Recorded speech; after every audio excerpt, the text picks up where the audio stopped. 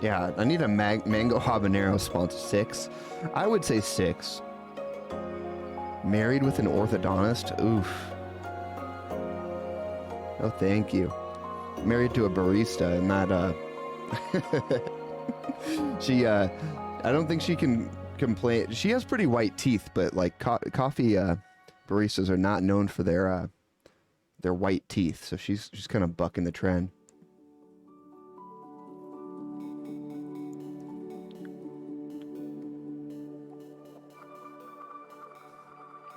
I mean, it's kind of hot. I don't know. Is it supposed to be hot? I'm so confused right now.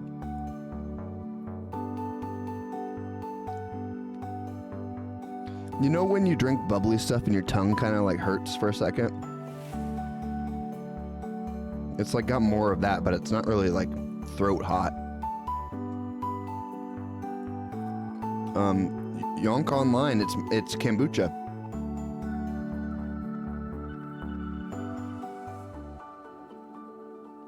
Straight up kombucha. It's pretty good. Not bad, not bad. How are you guys doing? Midas, Savage is here. Luke. Avin Hindi. Nico Luxa. Trenchgoat, what up? Sigmund.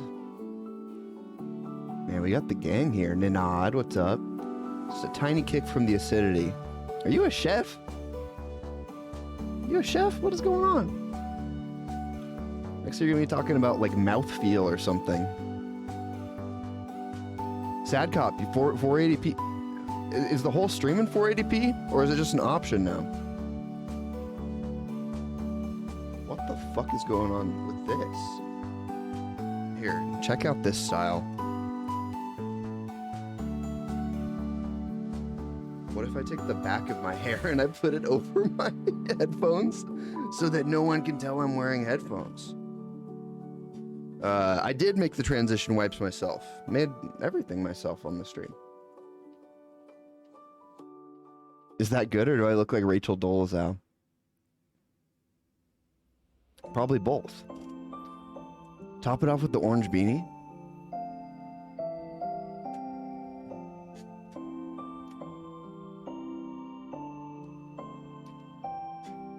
I can use the ski mask. Very 90s surfer. Like I just got a little sick set, bro. Tight set. Hold on, let me just...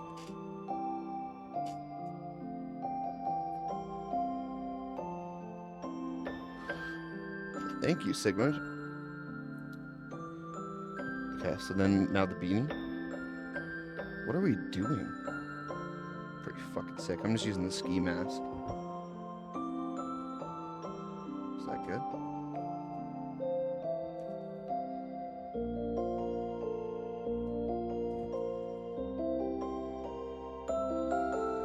Is this what you wanted? Look how big my head is. No way. So just in case you guys were wondering, this is a show about NFTs. As I'm sure you could tell by now. Follow me on my socials.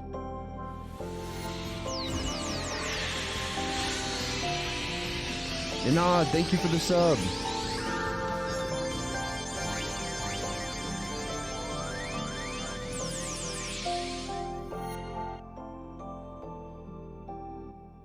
Good gracious. We're already off the rails and we just started. Let me fix my hair. This isn't a clown stream. This is a very serious stream. And I'm sure you'll figure that out when we start talking with Savage. Because we've got Savage dogs on. Those dogs are far too naked. Yeah, I mean, they're supposed to be. Okay. Well, let's just get into it. Round of applause, everyone. Savage dogs. Maybe. Ah. What up, Savage? What up? 21, What up? 21, 21. Do you like 21 Savage? What up? No, You don't know who that is? Or you just don't like him? no, I don't know. You don't know who that is? Or you just don't like him? No. Wait, where should I be listening to? Yeah, mute the stream and then listen to me on Discord. Oh, okay. Yeah. Because I was like, I'm gonna go insane if I do it. Yeah, so will I. A 3-second delay is not easy to talk across. Got it. Yeah. Now I get it. Okay. Yeah. So I know that there's is that a band? It's like a rapper. Oh, okay. I have no idea. That's fair. He says 21 a lot. Sounds fun. It's like his thing. You should. Do you have a catchphrase, dude?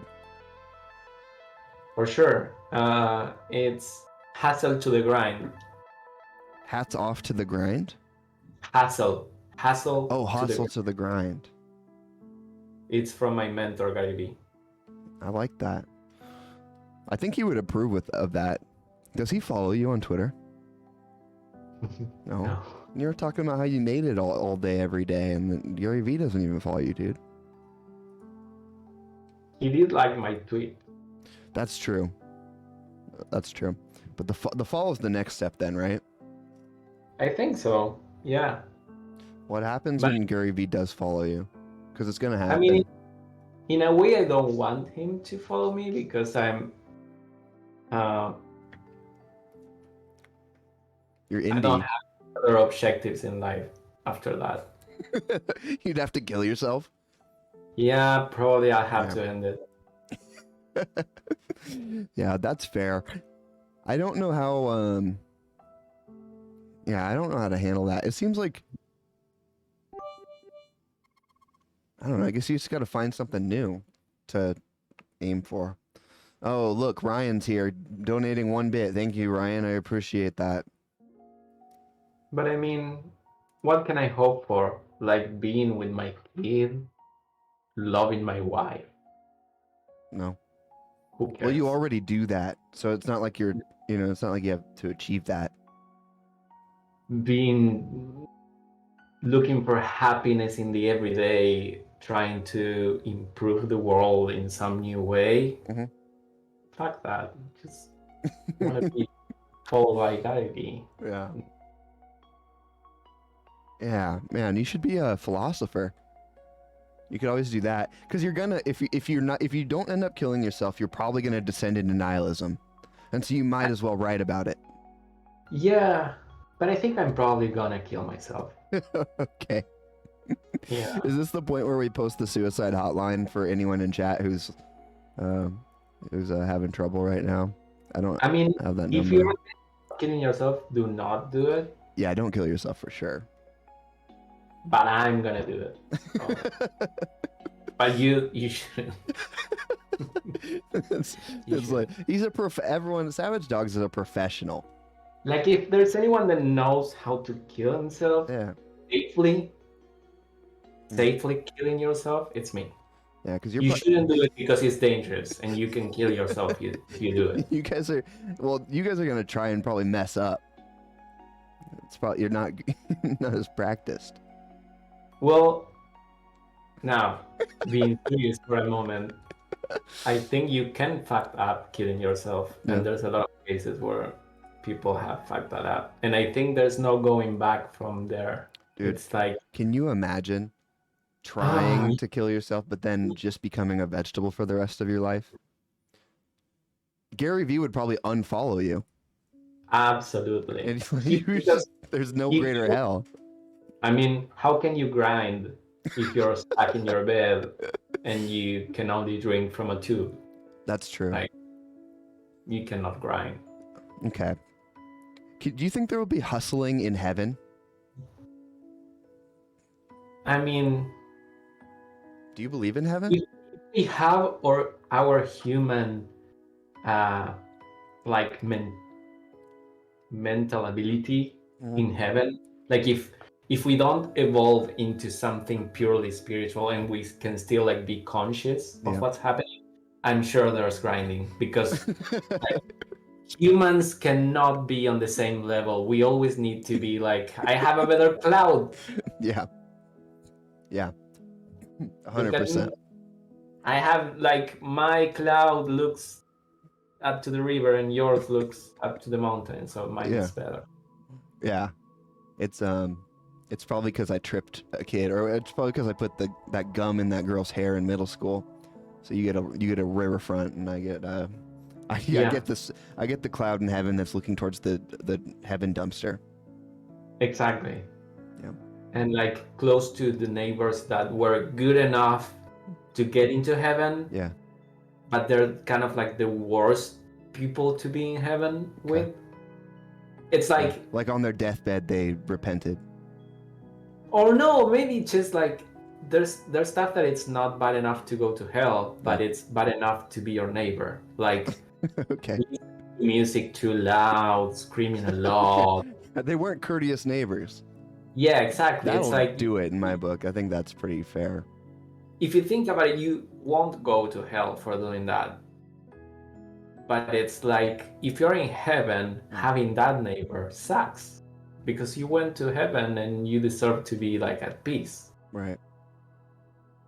The neighbors are the evils. Oh shit. Yeah, I don't want to live next to those little devils. Just shooting around all day. I thought there was an assault rifle ban in heaven. How the fuck did you get an Uzi? I don't think an Uzi's an assault rifle. I thought no, definitely not. I was trying to make it and I just I just didn't quite get there. I think you can get a pass from me because I have no idea what guns are. That's fair.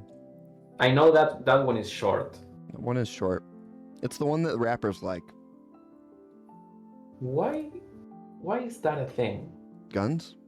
In rap? No. Why do they like the short? Is it because it's like easy to hide? Yeah.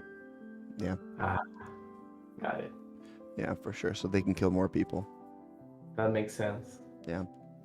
Also, I think the gun probably is like a carry in terms of dick to object ratio. Yeah. So it's like if you need a big gun, you're saying something about. Oh, so they're trying to say they have giant cocks because they have the small gun. I think so. And that's what I will do. Yeah. I will buy the smallest gun available. It's not a bad move, dude. It's not a bad move. Same with the car. Just like one of those that's like a slice with 2 wheels. For sure. Question, dude. Do you think this do you think that this show will ever go on rails, or do you think we're gonna just be unable to do so? Because I'm not sure, and I don't really care either way. Do you mean if this stream is gonna go like mainstream? No, I mean you and me. We can't seem to talk seriously about literally anything. Right now. Yeah. Oh. I think I'm more like reactive type of person. I'm always on CD mode until someone asks me something serious. Yeah. Because I don't like to take myself serious. So the only way that I can be there is just if I need to respond to someone and not be an idiot. Because if you ask me something serious and I'm like, it wouldn't be nice. Yeah, I hear that. I think I operate on kind of the same level. Because there's too much serious stuff going on. Like, I don't want to just be serious all the time. It's boring. So fucking boring. So fucking boring. And I think fucking close. Yeah, I'm also working on a very like bureaucratic, like corporate base. Yeah. So I don't. Oh fuck. Yeah, the crows are here.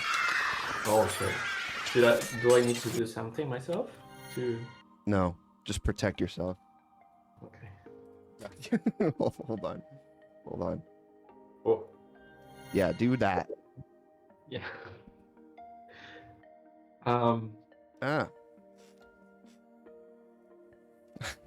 Are we safe now? I think so. I think we're good.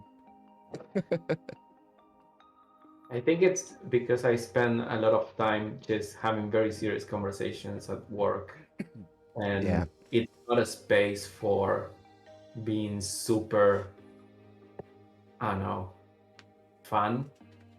Yeah. The NFT space to me is kind of like a space where I don't have an intention of creating a persona that is serious and acceptable and like, Hmm. I don't know. I thought Savage Dogs was serious until number 69 came out. And then I'm Yeah, like, that's oh my god. what I ruined. Everyone in chat, have you seen Savage Dogs 69? I'm gonna find it. Is it rarible.com/savage dogs? Yeah. Okay. It's so good. Yeah. But your stuff is pretty interesting because it kind of does ride that line. Some of it is serious and badass. Like the robot stuff you're doing is very cool and serious. And the prisoners, those were like very serious. And then you have here, gotta relink this, but you have this.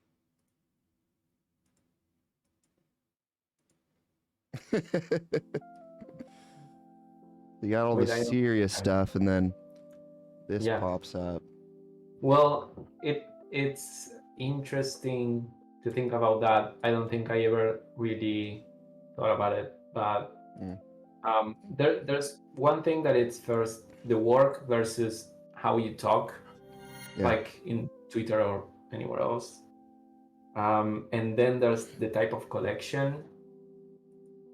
Like the dog faces are more like a fun, just all over the place type of idea where you can have something serious and something super fun like that one. Mm-hmm. But then the Savage profiles, if you see those, I've never done one that it's like super out there because I want to keep that one a little bit more close to a storyline and things that I might do in the future. So I want to keep that more serious. Yeah, that makes sense. What did happen to the inmates? Was that just on hiatus right now? Yeah, it's the same with the dog face collection. I have a couple left to do. Mm-hmm. I was pressuring myself to finish it quickly for some reason, and I was kind of like burned. And I decided to put a pause on it and finish it when I feel like it makes sense. Yeah. For the dog face collection, there's a couple collaborations that I had, like yours is one, and a couple more that I don't want to mention to not pressure people. Just a couple collaborations that I wanted to have in there that it felt right to wait a little bit. Makes sense. Build up a little hype and finish it with a bang. Yeah, and I realized that it doesn't make a difference, like if you finish the collection instantly or if you wait a couple months and then you do it. I just think as long as you are respectful of what you started, I think it's good. And I love those collections. I love everything. I have some regrets in terms of not doing it as my own contract at the time because I didn't know how it worked. Right. But I guess I'll need to find a solution for that in the near future. For now, I'm just thinking of finishing them, closing the loop, and then seeing like if I can wrap everything under the same contract or something like that. Can you migrate it? Can you switch the contract? Not switching, but it's kind of like wrapping the existing ones under a new contract. Oh, okay. Would it still have to honor the Rarible contract then, or would the new contract overwrite what was under there? I think it's kind of like the best way of keeping the history of what happened.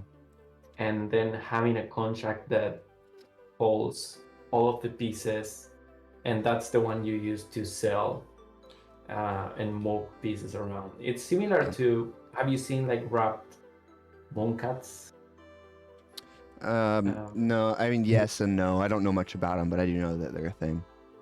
So yeah, it's like an old collection that it wasn't on the ERC 720 deal, so they did like a new contract and they wrapped that. Oh, okay. That makes sense. So I'm talking out of my ass because I'm not very technical, so I'm hoping that I can do something like that. For sure. I'm sure you'll be able to. I mean, if they could do it for old projects like Mooncats, and I don't know, what was Punk's minted on originally? Was that? It wasn't on the chain. Yeah, it was on something else, right? Yeah, that's why it's there are wrapped banks as well on OpenSea. The ones you can buy on OpenSea are the ones that are wrapped. But if you want to buy a CryptoPunk and sell it, you need to do it like I did on the Larva Labs site. Yeah. Okay. So it's off-change. They have a token assigned, but they are a host off-change. Okay. Makes sense. What do you think? Okay, so future casting here. What do you think? Do you think there will be value in having some of these original contracts, or do you think it'll just be annoying? Because what in my mind it's like, okay, well, everyone's talking about wishing they had done this or wishing they had done that, but it seems like it's almost like having an old Game Boy in the wrapper. You know, it's like, oh, this is like for sure OG, because like you can tell by the wrapper. You can tell it was minted on like the original, 2020 rareable contract, and that makes it official and legit. Yeah, I think it's both. And I think probably more, the case you're mentioning is probably more in pieces that are like just one off. Mm-hmm. I think where it starts to be a little bit of a gray area, it's in collections. Because when you have a collection, you want to be able to be part of the entire collection and like be able to see all of the pieces in one place. And right, the way that I built dog faces was such a learning process that I was listening to advice from people and I was like changing on the fly to make it better. But in doing that, I also created problems because I had like some of the pieces on the variable contract, and then I ended up creating my own. Yeah. So the collection is divided into the ones that are on variable and the ones that are on my own contract. And they are quite a lot to just ask people to just to mint it again. Yeah. Um, It does seem like if it's possible to wrap it, that's the best of both worlds. You have the legacy there, but you also have the functionality of the new contract. Yeah, I hope that that's a possibility because I want to be able to have everything more clean and organized, but keeping the history of what happened. Because having said like the problems, I do believe that there's value in those pieces being unwritable. Yeah. Because it's like my start in the NFT world and what it meant to me at the time and what I understood of that world. So it's like painting on shitty canvases, like those ones you get at the store. It's like it's not a good canvas. It's not gonna it's not gonna last or make the piece look any better. But it's kind of makes it worth a little bit more if you keep it around. But it doesn't detract the value from the piece. Right. And in a way, it might make it more valuable depending on your outlook, because you might see it as a more finite thing. Yeah. Because you need to take better care of it to keep it alive and stuff like that. So I don't know. I think there's value. I had a couple collectors asking me before buying, hey, like, should I buy the writable version or should I buy the one from the contract? Mm-hmm. Do you see me? Your camera went out. You might have You might have the auto off feature on your camera turned on. I have no idea. I'm just gonna Can still hear you though. Yeah. There you go. Okay. So I know on Sony's there's an auto shut off that you need to go in and change. interesting, but it only happens here.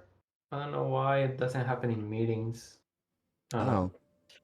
So yeah, I had a couple of people asking me like, should I buy this one or this one? My answer is always, as long as you understand the implications of it being on the variable contract. Yeah.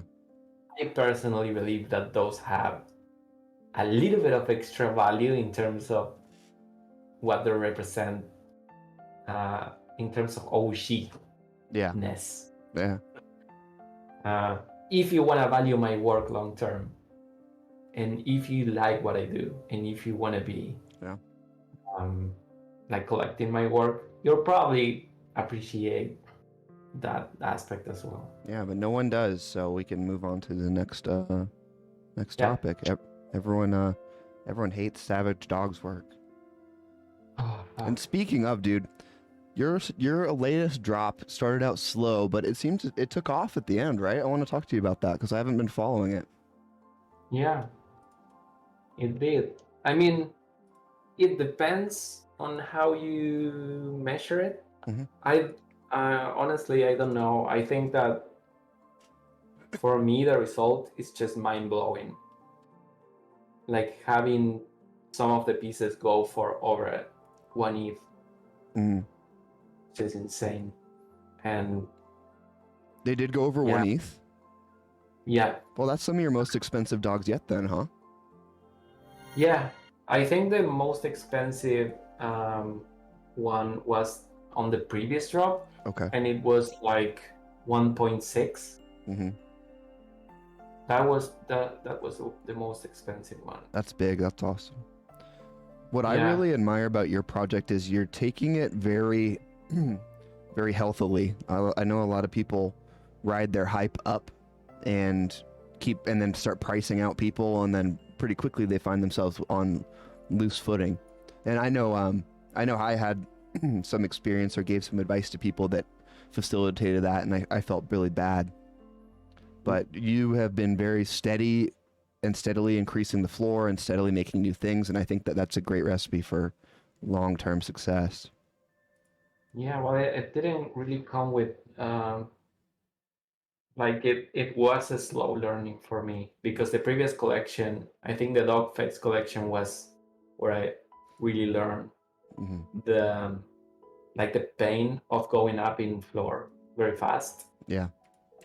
Because it was like every collector was asking me to lift the floor. I remember when I started, and I didn't know better, so I was like, okay, if they want me to raise the floor, I'm gonna start raise the floor. But the problem is, you don't know what's gonna happen once you raise. And you can't really go back, because if you do, you betray the people that already bought at a certain price. So you get stuck. Yeah. So I did learn by fucking that up. And now I think 0.5 it's really high. Like that's the reserve price. 0.5? That's what they start at? Yeah. Okay. And I think it's high. I don't think it's low. I'm very conscious of that. But the reason it's that high is because I'm not doing many. And the few that I do, I'm thinking about, and I'm like spending time on. And I don't have enough of an audience that I'm sure that it's gonna go above a price that I'm comfortable with. For sure. So I need to set that floor to a place where it's like, if this is where it ends, it's covering for all the effort that it took to get there. That's kind of like the logic. It's like 0.5 to me is what it's like the minimum value of that piece. That makes sense. But I know it's not accessible to everyone. But I've been thinking about other stuff to compensate for that. because I would love to have more people championing that might not have that level of ETH. Yeah, I think that's a good idea. I think that what Jay's doing, I mean, I'm taking a lot of inspiration from what Jay's been doing. Yeah. Because it's a great model to have because it opens up the barrier to entry. So if you're not doing any utility, then the barrier to entry is purely money and how much money you have. But there's a ton Yes. of people who don't have the money, but they do have the time. And so Yes. you want to give And them an... they can be like insane positive presence in Yes. your community, Yep. which might hold more value than the actual buying of a piece. Right. I have a couple of people around in Twitter and now on the Discord that, like, it's the people that maybe never got a piece or got one very early, like, but the value they provide, it's mostly on keeping things alive, keeping things positive, being helpful to other community members. So it's like there's a lot of value in that space that can be more like explored. And I think Shay does a great job at that. Well, he built a system where that type of person is rewarded for what they bring to the table without it being just straight up buying things with ETH. And it works really great because it kind of democratizes the collection so that instead of you selling everything for ETH and then having to bootstrap all of the community positivity and all the Discord running and all the things that you need to run the business, instead of that being all put on you and then you getting all the ETH, says, okay, if you provide value to my community, you get this at cheap and I'll still make my cut on it, but it's cheap enough where you can get in, but then you get to flip it on the secondary if you want to, or you get to hold it, and then the value that you add, you become a stakeholder. It's almost like an open work for equity, like a sweat equity system in NFTs. It's really, really smart. Yeah, that's super great. I think my only limitation is usually time. Yeah. So there's a lot of mechanics that are super cool, interesting, and the only limitation is that you need to be on top of what's happening to make it work. Sure. So those are the things that push me back sometimes. But yeah, I'm looking into stuff like that to help people like champion, even if they don't have the for it. Mm-hmm. Yeah. I think something like that's going to be the next phase, because there's too many giant projects that don't offer anything unless you have money to spend. Or if you get really lucky and you mint like 2 or 3 generative pieces and you get something rare. I think there needs to be some way for people to be able to earn their way up to something rare rather than just spend money and hope it falls out of the sky for them. Yeah, basically work for it. I think that's a great option. Yeah, definitely. For sure. Well, that's sweet, man. I'm glad to see these take off a little bit for you. It looks like they did pretty well, so nice work. I like the orange one the best, and the brown one, I think. Those are my favorites. I never know what people's gonna like. That's so weird, because I get a sense that some might be better than others, but then like what people actually fight on, it's usually not the one that I expected. Which one? I'm kind of like, which one did you pick out for this one to be the hot one, and what one was actually the hot one?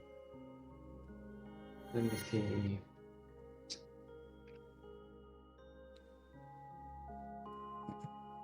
I would guess that the red one probably would have done well. Yeah, when I made the red ones, I think just in terms of contrast, those, I think the Fire Marshal. Well, here's the thing. I like all of them, but the one that I had the most trouble with making and accepting was the courier one, the purple one. Mm-hmm. And that was the one that I had in my head. Like, this one is not gonna be like super successful. Mm-hmm. But then it was one of the best in terms of like Mm-hmm. I saw a lot of comments of like this one is the coolest one, stuff like that. So it's no. Is it because it's it hard has to- 69 on the faceplate? I don't think so. I Really? think most people didn't even realize that. That's fair. So people were fighting over this one. Yeah, I think so. I don't know. Let me see how much was it that it went. 1.1 it went for. So that's pretty It's pretty good. good. Yeah. Yeah. Awesome. What made you, Yeah. is there a place for these guys in the world? Are they just, like, I'm sure you have a story in mind, but when I first saw them, I'm like, oh, interesting. Like, they're just like workers. Yeah. Can you explain your thought, or is that kind of secret sauce right now? No, no secret. I think I have the building blocks of a world, Mhm. of a universe, probably that I would like to see. Yeah. And in that universe, there's space for different levels of like AI evolution that goes from very shitty robots to something more complex. Mm-hmm. So there's a world where you can have employees that are like A caste system. yeah. Yeah. But so the people who bought these, are they peasants? Yeah, so the idea is that you will have the ones that are in service, like working, they are working for the system in place, right? Okay. But then you have the ones that are like out of service and they get hacked to be used in like a person from a low income can access one that it's not the newest one, and they Okay. can like make it Yeah. work in the house or like maintaining the crop or something like that. Okay. That's the idea. Nice. So I've always wondered this. So savage dogs are robots, or are they skull creatures, or are they dogs? I don't want to say because it's part of the story. Fair enough. But let's say that they are something new. Something new. Something new. Like they're, it's like, I don't know. They're sex robots. You heard it here first. They're upgraded fleshlights. I was trying to find an example of something similar. Mm-hmm. Have you read Mouse? A mouse? The comic book Mouse? Oh, the World War II. Yeah. One. I haven't read it, but I've seen it. Well, that's in part inspiration for me. Oh, okay. So those are cats and mouse. Like the Jewish people are mouse and the German people are cats. Mm-hmm. And there's no one moment in that story where you get to know why. Okay. It's just the world that you landed in. That's just it. And I think that's kind of like what I'm going for. It's like you're gonna land in a world where things are in a certain way, and you're gonna have to accept that that's reality. Mm-hmm. And you might get an answer at a certain point, but Okay. that's the point. Interesting. That makes me think we haven't seen the savage dogs yet. Interesting. I mean, who knows? Who knows? That's cool, man. I love hearing you talk about your project, because it's clear that you have a grand vision. And you've mentioned to me before you would love to do like a movie or a little short film or something. So That clearly I shows you've been thinking about more than just making stuff that looks cool. Yeah, I have a vision, but I also like I don't know, I'm aware that it's like it's not easy to build anything. And for now I'm making like the best stuff that I can and trying to stay true to that overall idea. But it's also not like every little component of what I'm making has a specific place in the history, right? It's like is within the realm, within the universe. Yeah. And someday I might have enough time to flesh it out. Yeah. I think for now, this thing that I'm doing is the only thing that I have time for. So it's like people ask me like, when are we gonna see the world? Like, well, maybe when I quit and I start working this full time, because for now I only have time for making some collections and sketches, but like it's hard to go beyond that. Having a kid and a full-time job really takes the wind out of the NFT sales. Yeah, kids suck. I don't know. I think there's worse things than a kid and a wife and a full-time job. Yeah, definitely. But yeah, and if you keep going the way you're going, do you want to do NFTs full time?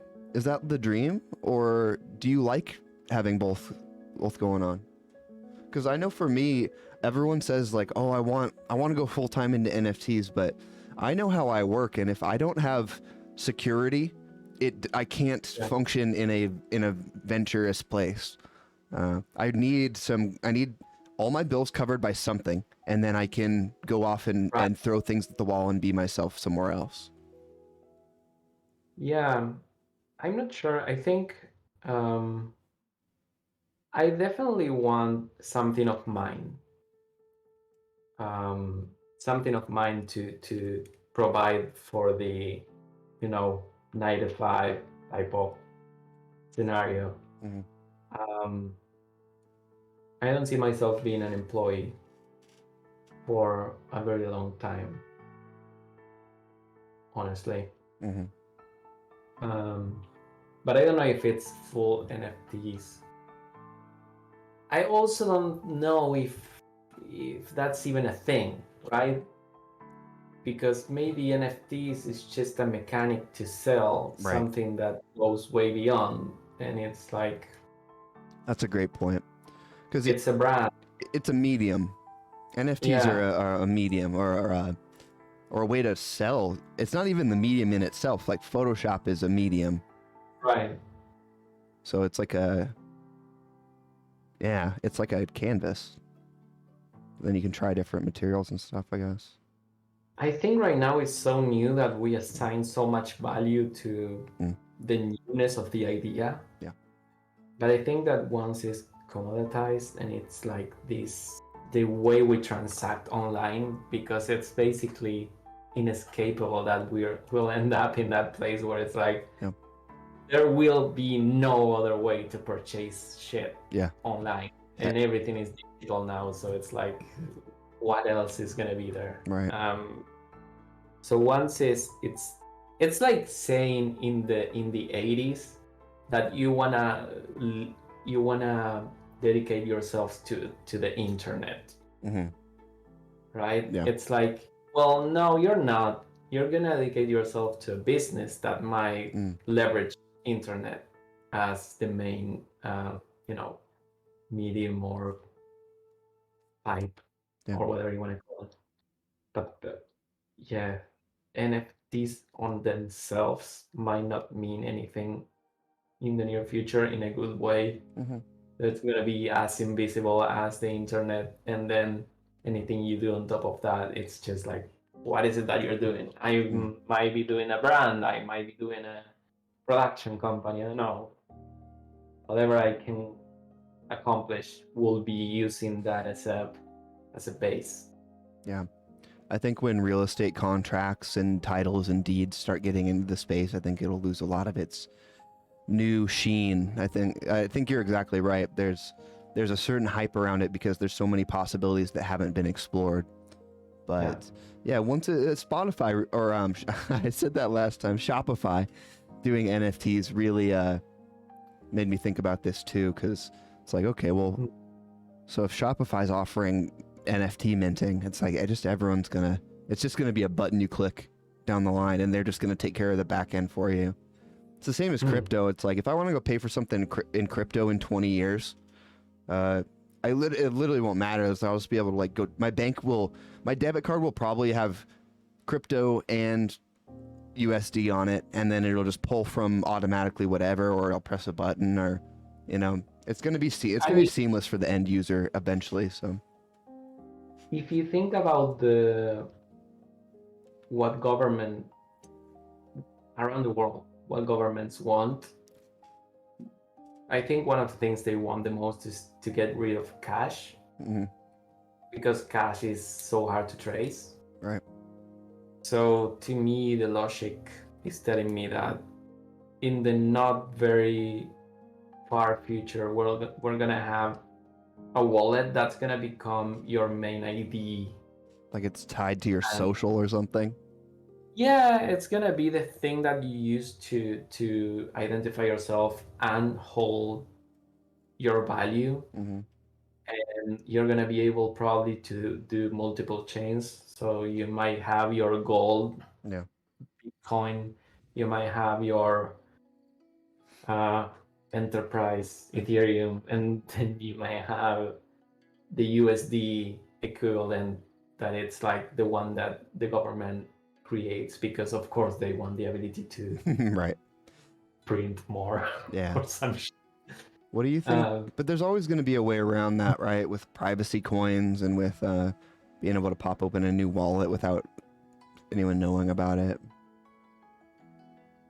Because that my first reaction to that is like, fuck, I don't want everything tied to something that the government can transparently see and link my name to. I think it's going to be similar to what it is now compared to 30 years ago. Yeah. Like, right now, it's so much easier to trace you and see what you're doing based on social media and based on what you post and based on tracking your phone. It wasn't that easy before. I think like 30 years from now or 10, it's going to be even easier. Yeah. You're still going to have ways, because there's always ways of staying a little bit private. Yeah. But yeah, I'll definitely think that we're gonna be. It's like the worst case scenario for us is what's gonna happen, which is we are gonna have adoption of the thing we consider to be important, and it's gonna be adopted because it works for them. Right. Works that they can track us more. They can see every little transaction we make. Like if you use cash, it's impossible to track that. Yep. So it's obvious that it's gonna get adopted. So when people it's like scared that it's not gonna be adopted, I'm always like, obviously it's why gonna wouldn't be they? Yeah. But it's not gonna be so great. Yeah. It's gonna be. It's not the utopia that everyone thinks that it's gonna be. I think that there's some utopian aspects to DeFi protocols, because cutting out having to go to a bank to get accepted for a loan, I think that's a pretty big thing, and some of these other yield and interest savings accounts. But I mean, the banks aren't gonna lay down and not try and get in on that, so that I don't know what's gonna happen. Yeah. I mean, clearly the people that doesn't get crypto is because they haven't lived in a third world country. Yeah. For sure. I'm from Argentina, and we don't put our money in the bank because we know we're gonna get fat. Yeah. And this is not just me or like my generation, it's like everyone. Because we had the example. 2001, they took the money from the bank, you had no more money. Yeah. That's simple. So it's like you don't go. I don't know much about that. So they just took all of the money from the banks, from like everyone. And where did that go? Well, we had an exchange with the US dollar of 1-to-1, right? Okay.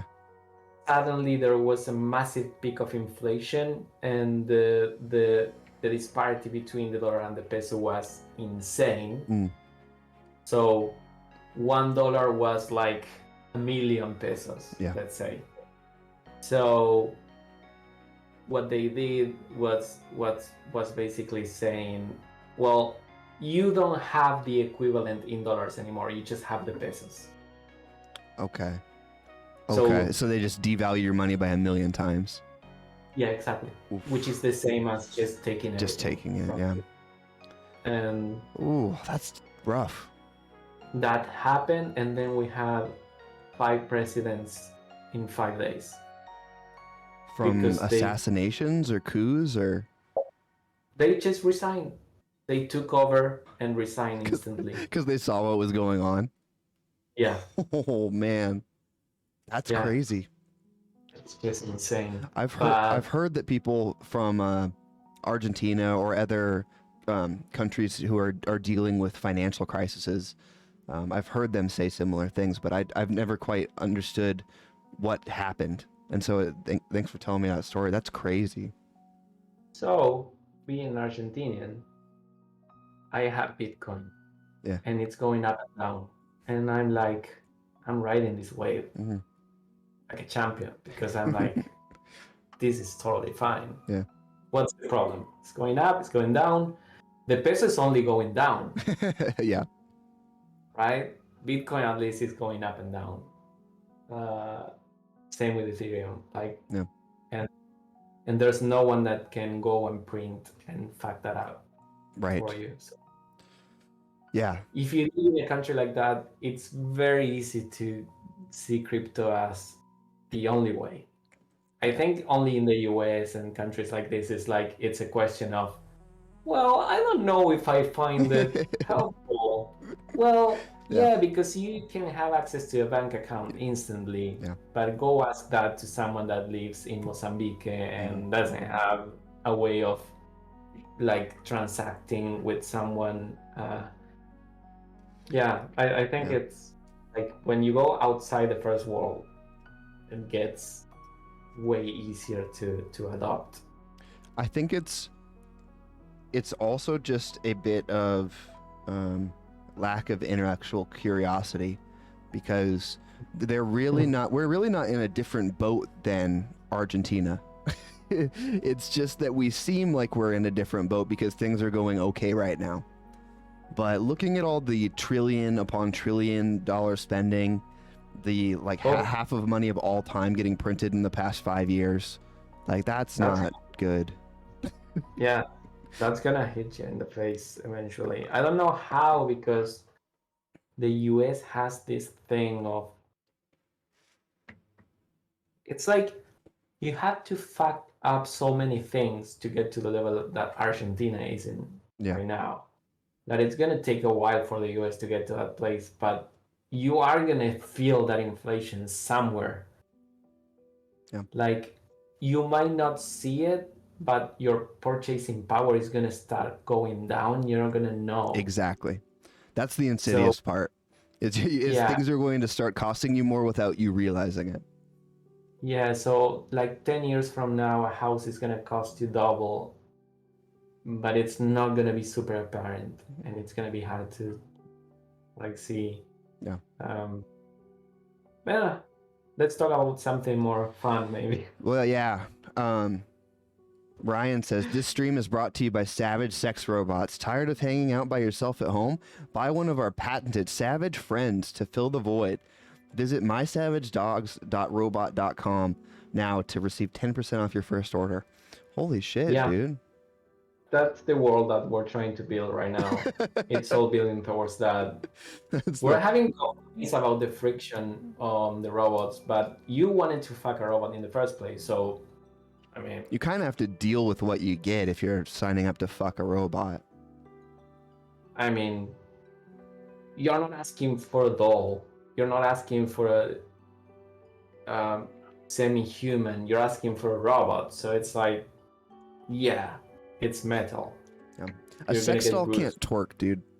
It's not like they have much of a choice. It's like, oh well, don't be on Twitter if you don't wanna be censored or whatever. And it's like, dude, I don't have a choice. A plastic sex doll will not twerk on me. So like, it's the it's the public square, dude. Oh my god. That's just my thoughts, anyways. But nothing. I mean, Everything can be fixed with a little bit of lubricant. I agree. Most things. Most things, yeah, I guess that's true. I can think of a couple things that don't, probably won't. Like what? If your marriage is going down, Lubricant can fix that.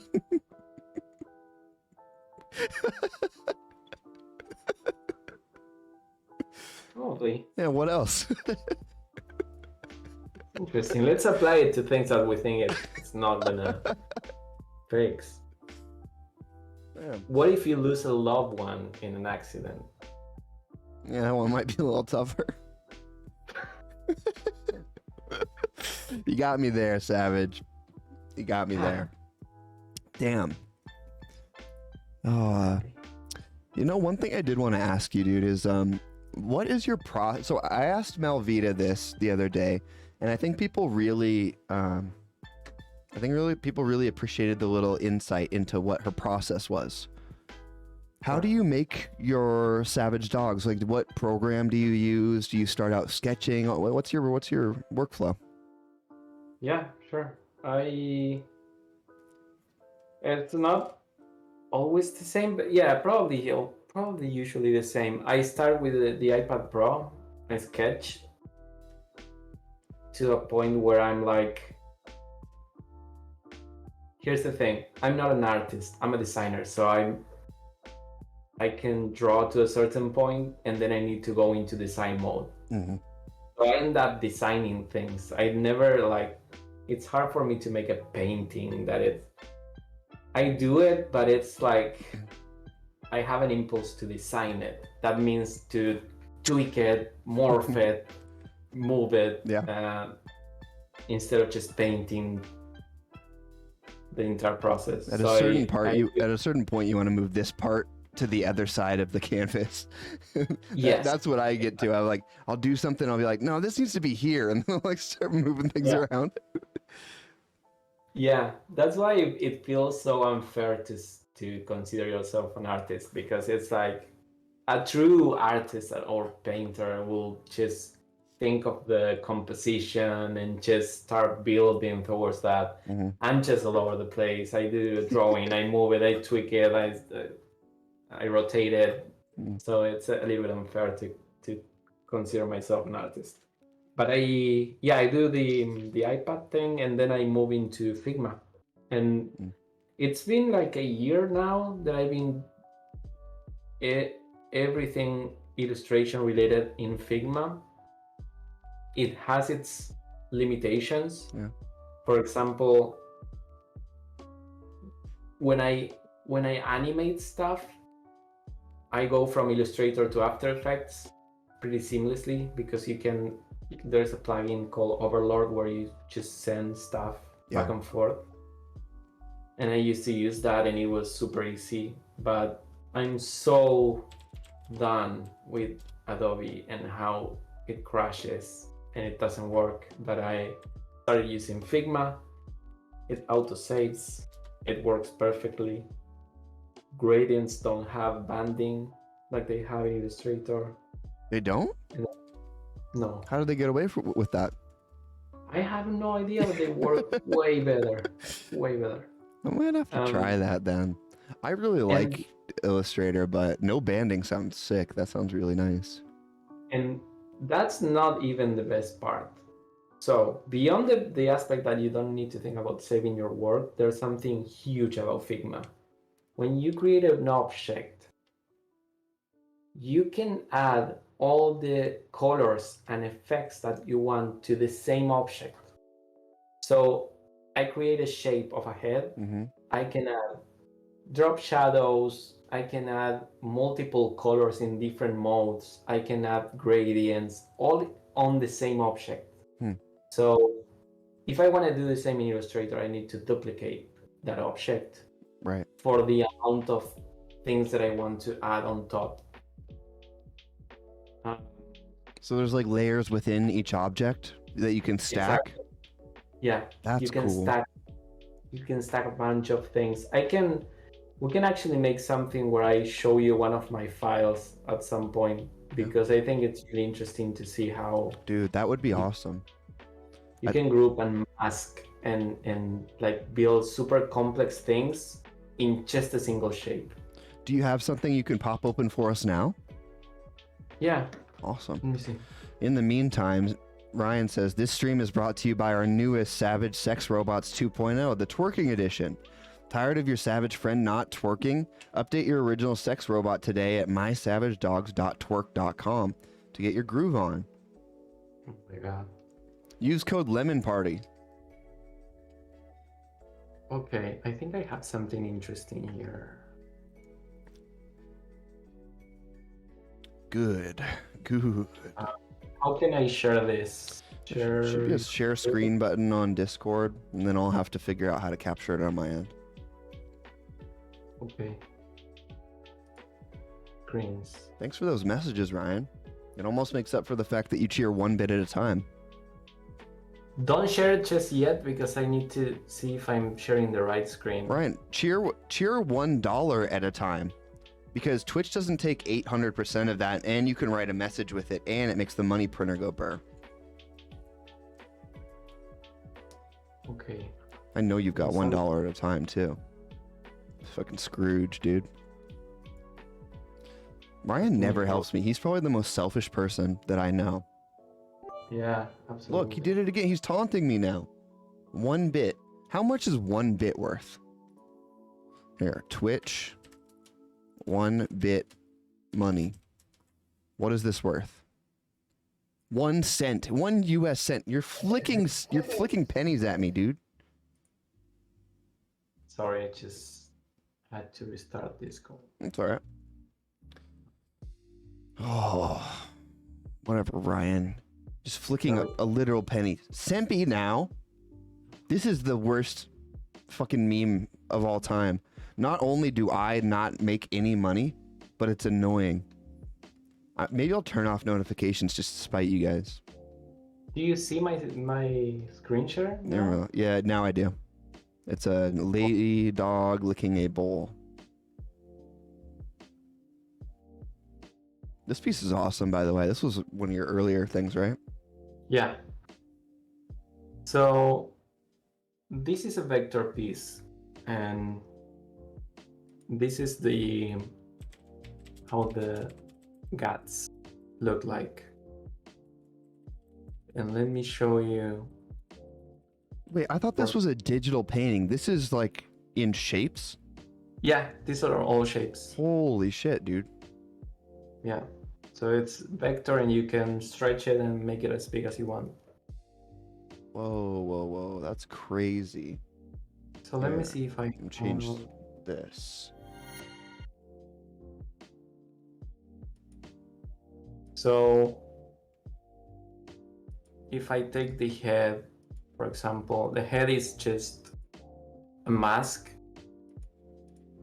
And hold on. Like, Hold on 1 sec. I'm trying to fix this. What is this? I don't even see what this... Sorry, I'm trying to get it so people can see what you're pointing at. Okay. There we go. Go for it. I'm closing possible legal implications from the tabs. Okay.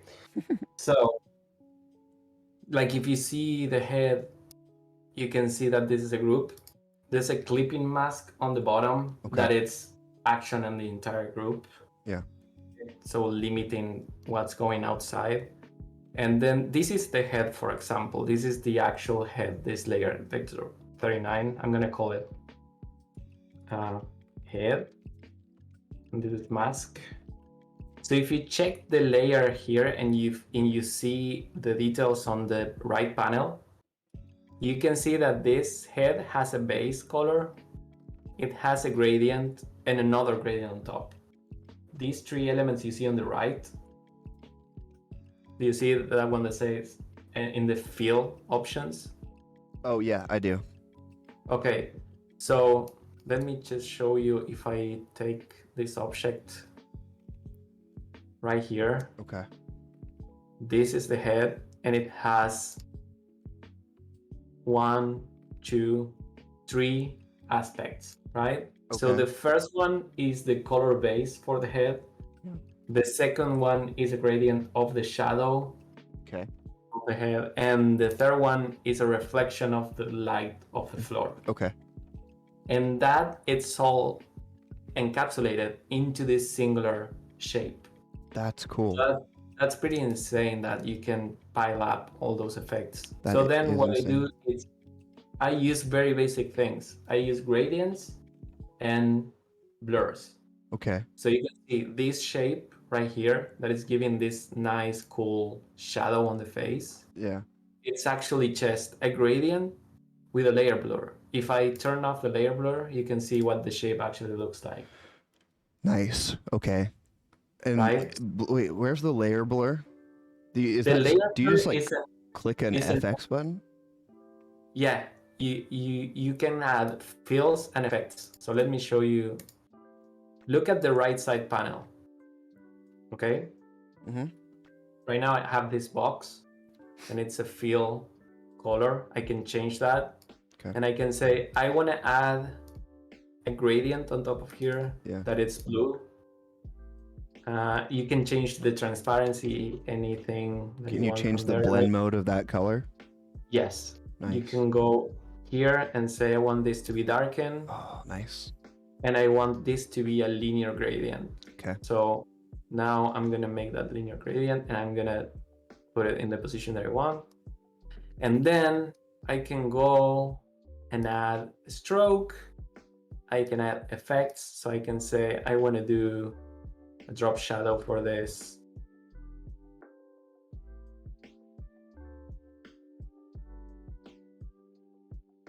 And yeah, the other thing that's interesting, you can actually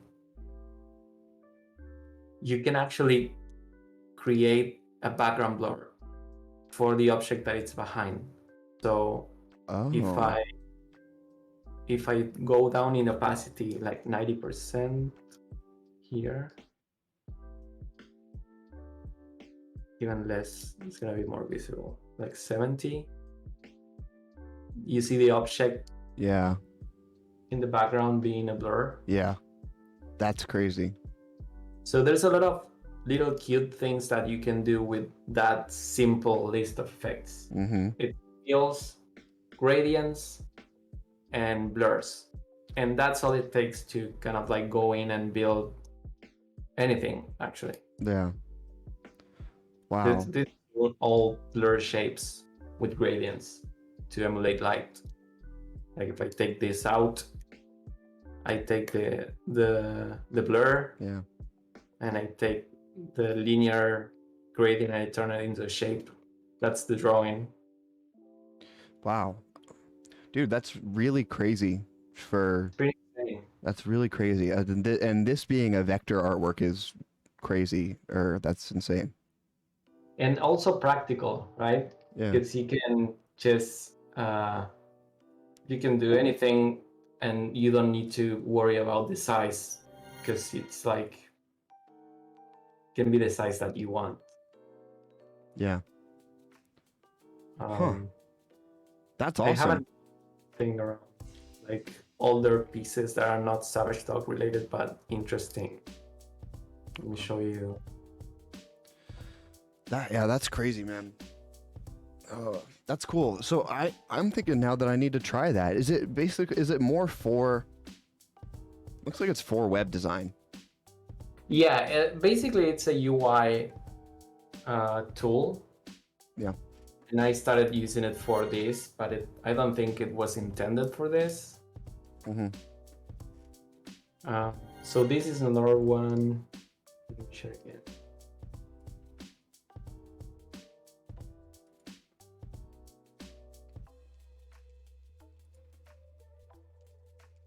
it on. Yep. There we go. There's Yeah. another one. The Childish Gambino Yeah. dog. And this was it was a piece that I did a while ago. Yeah. It wasn't a Savage Dog piece. It was an actual Childish Gambino, and I turned it into a Savage Dog piece afterwards. Oh, okay. So the original piece is this one. Ah, I see. That one looks cool, but the Savage Dogs one's better in my opinion. Yeah, I think so too. I ended up The light looking... or the flame and the reflection on the eye makes that triangle to keep your eye in there. Yeah, but it's the same. Like every little object, it's a shape that it's making the appearance of being light. That's crazy, dude. It's super fun. How long did these ones take you? The more photographic ones. They used to take me like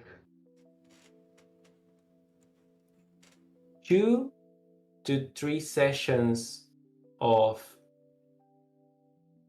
1 hour. So like 2 to 3 hours? Really? Yeah. Wow, that's fast, dude. To get that result, that seems very quick. Yeah, I'm pretty fast at that. But I've been doing it for a while, so I kind of like get a hand. Sure. That's cool. I honestly would have never guessed. Looking at your your stuff's clearly designy, but for those pieces, I would have figured that was some sort of painting with lots of masks, a digital painting with masks to make those sharp lines. But yeah, the fact that it's all vectors really, really cool. Yeah, that's fun because it's like I hate when stuff you already know what medium is it from. Yeah. I like the idea of something that it's kind of like it could be painting, but it's not. Yeah, a mix between a painting and like a digital painting and then a bunch of flat shapes that you blur out. Yeah. Yeah, Ninad, 100%. That takes a very keen eye about shapes and shadows and light. Have you found that helps you with other things? Because doing everything in a vector program like that has to make you distill down what was what shape and what reflects where. Because there's not really you can't just like try something. You kind of need to know what needs to go where. I think with light it really helps because you distill it to the simplest form.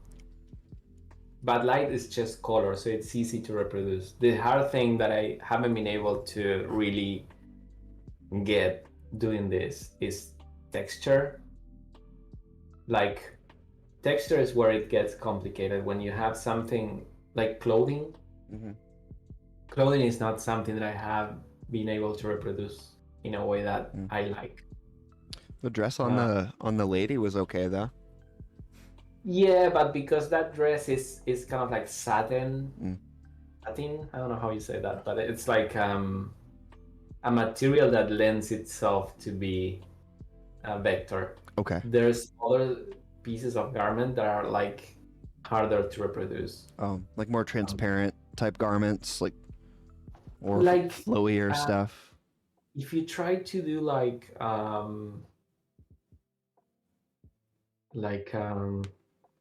don't know if I have an example of something that I know that I didn't do right. Yeah, probably this. Let me show you. Probably this is a good example of like it looks okay, but like the texture is not there. And for the jacket or for the necktie? For the tie it will be okay, like with a couple more shadows probably. Yeah. But I think the actual suit feels very vectory. Yeah, when you look at it. That's fair. It doesn't have the same amount of time that of the girl in terms of the effort. But even though, like, I don't know if I could ever achieve that sense of texture of the clothes in this type of execution. That makes sense. So it has its limitations, but it can do a lot of things just by using shapes with blurs and gradients. So that's pretty insane. That is pretty crazy. That's cool. I appreciate you sharing that, man. It's always enlightening for me, and I hope everyone else, to see someone else's workflow. Because you think in your mind, oh, they're just doing it this way, and then and then it's like, oh, of course they're doing it that way, and then you actually hear them talk about it, and you're like, oh, what the fuck? I've never thought about doing it that way. And 9 times out of 10, there's something that you can bring into your own process to just make your shit better. It's funny that you think that the way you're doing things, it's transparent, but it's not. Yeah. Because I was doing the first collection, the dog face, and someone asked me, a couple people actually asked me, like how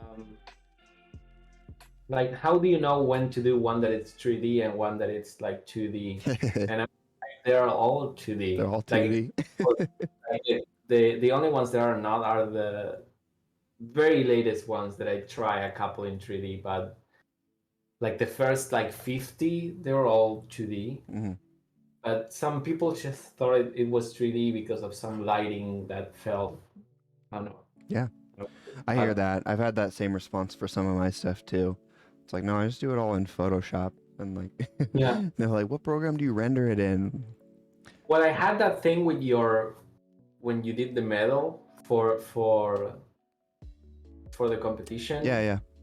Saw that medal and I was like, oh shit, this is, I don't know, it must be Blender or something. And you were like, nope, Photoshop. I just did Photoshop and After Effects. And it's more work, probably. If I could make that in 3D, it might get the same effect for less work, but who knows? The question is if it's more work for you. Yeah, for I sure. think. And if I could get what I wanted, because I had a very clear, that's what I run up against with 3D. It's like I'm trying to learn, but I have a very clear idea in my head, and if I don't get close to it, it'll never see the light of day. And so I would rather spend another hour or two doing a more inefficient process if it gets me to where I actually need to go. Yeah, that makes total sense. Thank you for the comment on the Able collab. Yeah. I really love that one. It turned out pretty sick. Yeah. Oh, that's probably over now. Let's check that out. Yeah. I was a little bit afraid of having a mask on the dog, and then he decided that the mask didn't work on it or something, because he I was expecting him to add a mask to it. That's the point. He didn't. Let me see. Okay.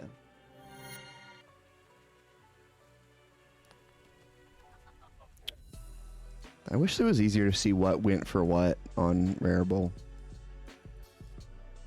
Yeah. Where is yours?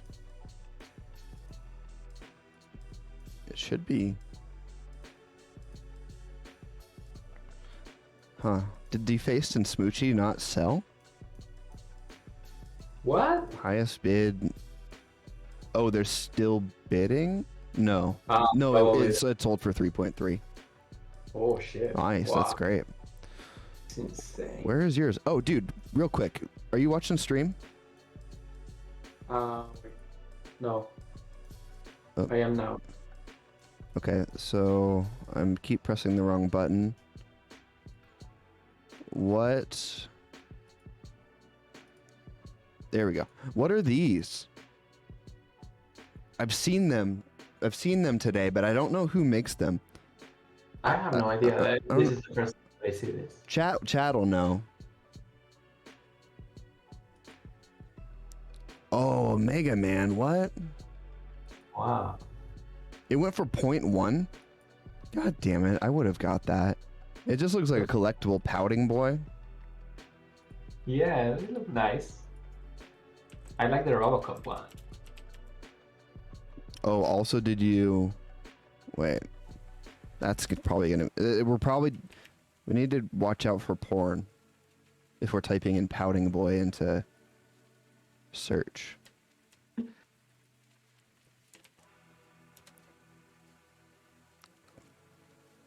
Close your eyes. Oh, Someone just got a dog face for 2 ETH. really? Yeah, Hell yeah, dude. nice. I know. I did click on the owner, Jake. I mean, I know how to find the person. I just don't know like what the hype is because I've seen some people buy this project today. Oh, I think this is the first time that I see it. It's kind of cool. What did yours go for, Savage? I haven't found it on Kid 8's profile yet. Yeah.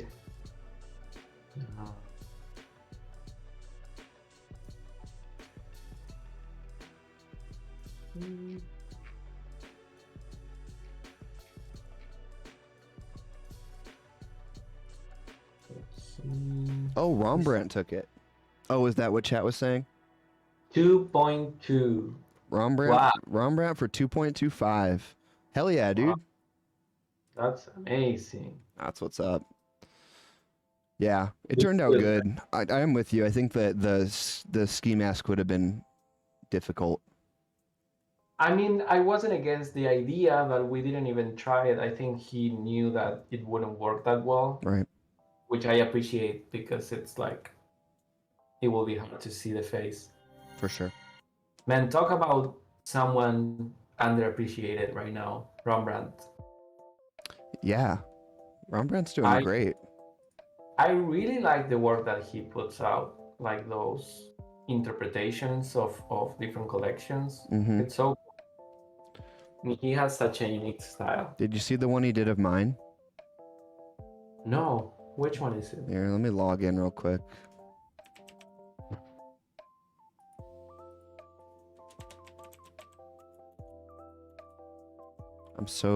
I'm always so scared about doxing my wallet, streaming and logging in. I don't know how you do that. I will be so paranoid. Yeah, I'm pretty paranoid. It's okay though. I'm pretty sure I just exposed things that I shouldn't. On your streaming your screen. In my Figma file. It's okay. There's only 15 people here right now. You're good. Hey guys, I'll find you if you fucking dox Savage. Yeah. Please don't dox me. Okay. I also don't... Ugh, okay.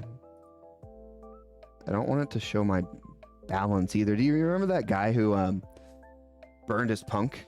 Or he burned that punk and he opened up his MetaMask and it was like 77 ETH. Just flexing it. I was like, that's just tacky. Oh.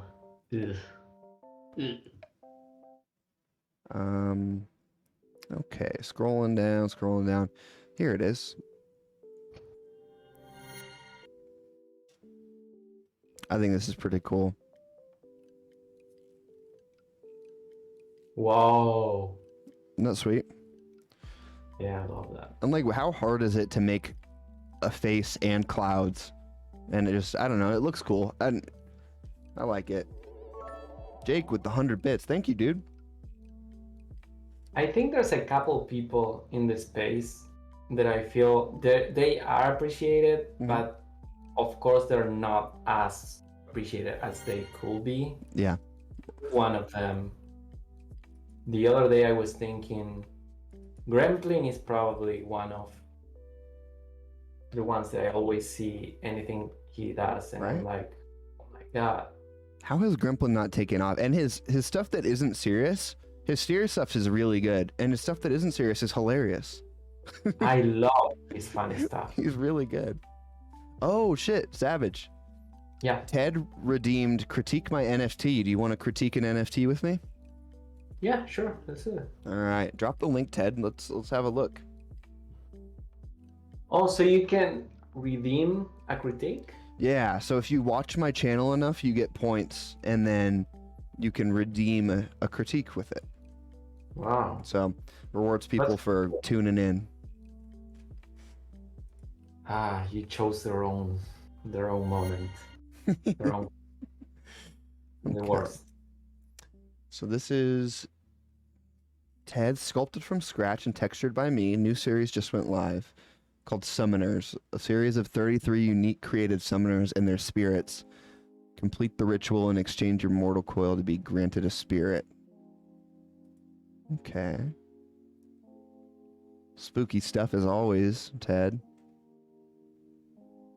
I wonder why the 33 number. I guess it must have some meaning. I think 8 and 3 are both like spiritual numbers. I don't really understand why everyone uses them all the time, but I think that's... Ted could probably explain. That's pretty cool.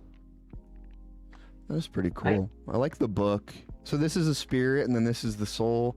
Is there like a... What are the utility, Ted? It sounds like there's... Oops. Oh, I just messed up. It sounds like there's a burn mechanic or something.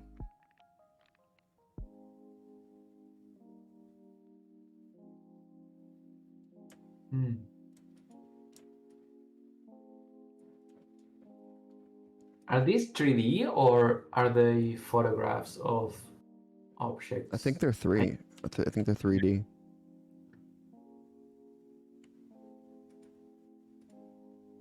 Yeah, now that I see it big. Oh, so you got 24-hour bid on all these? Oh, this one's sick. I like this one.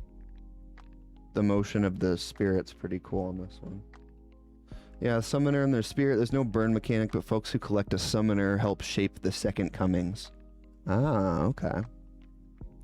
Pretty cool, pretty original. I think if I could critique anything on this, will be that I would like to see a dark background, because right now it feels kind of like product photography when you're photographing like something to sell, like a watch or something like that.